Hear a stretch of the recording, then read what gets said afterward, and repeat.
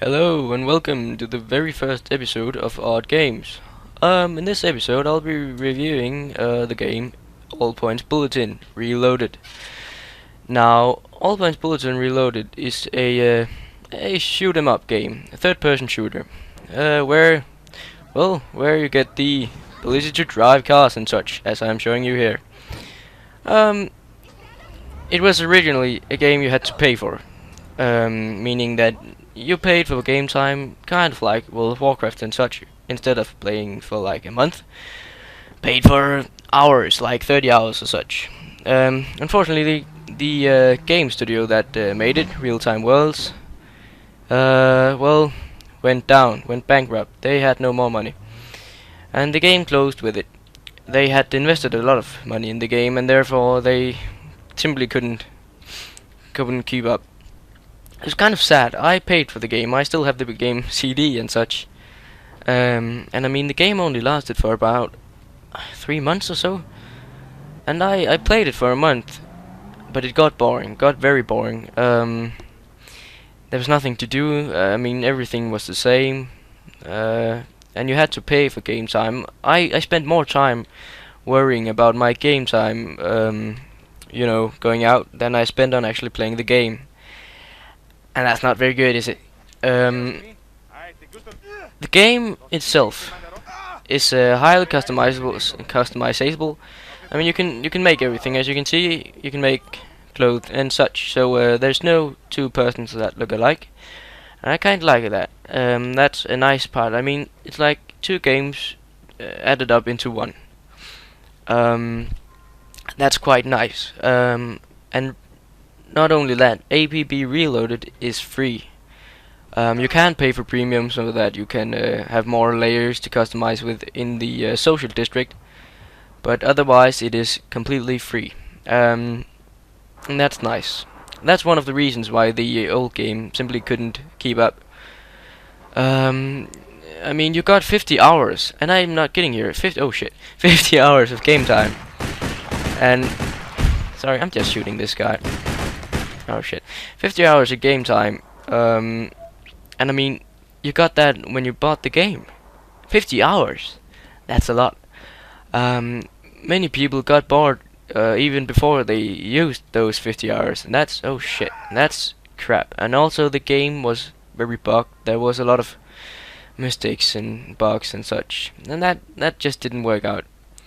After it was released by Gamersfirst, another game company, the game got free. It's the same game pretty much, but it just doesn't cost money. I mean, there's a lot of more players now since it got free, but unfortunately the free game also meant that there's a lot of hackers and such. It's very easy to hack in this game, and it's very hard to actually get caught of it. There's not many who get caught when cheating, and you don't get IP banned. You just get banned. You get account, so you can just make another account without worries. I mean, that's awful. I'm not sure what they were thinking. They should have more admins or such. If I should, put something that's bad about the game, because there are flaws. There's a lot of hackers and there's a lot of bugs still, and the game does get repetitive, and that was the biggest mistake in the old game. The game simply got boring, repetitive. You did design missions all over again and again. You still do that. I mean, you get a mission, you get ranking up and such, and I mean, that gets boring. That gets very boring. You start, I mean, after having played for a few hours, you just get bored and you want to do something else, and that's not how you make a good game. But that's where the social districts kicks in, because I mean, there are three districts in this game. There are the financial district, the waterfront, and then there's the social. Financial and waterfront are action districts. With action districts, it means that they're districts where you can shoot other players, complete missions, and stuff like that. It's simply the same, districts, just with other maps. It just looks different, and that's nice. You have something, you know, you can switch between. The social district though is very very different. In the social district you can make I mean everything. There are marketplace, you can sell your stuff, make clothes, make symbols, make cars, make everything. Buy new cars, buy new clothes, buy everything. Which just makes the game a lot more fun. I mean, that's one of the reasons I play this game, because I'm not very good at this game. It is very hard to get into if you're not very good at shooter games, because there are, you know, there are a lot of difference between the weapons. You can buy new weapons, and there are a lot of differences between them. You can get modifications and such to make them stronger. This is both nice. You don't get bored that easily with those things, but it does get a bit boring and annoying as hell. You will find yourself screaming at the screen because of getting killed all the time. Because of people having better weapons than you. And if they have better weapons than you, you can't do shit about it. You can just see yourself getting killed all over again. And that sucks. That's not a very good part of this game, and that does annoy me. But still, I'm playing the game.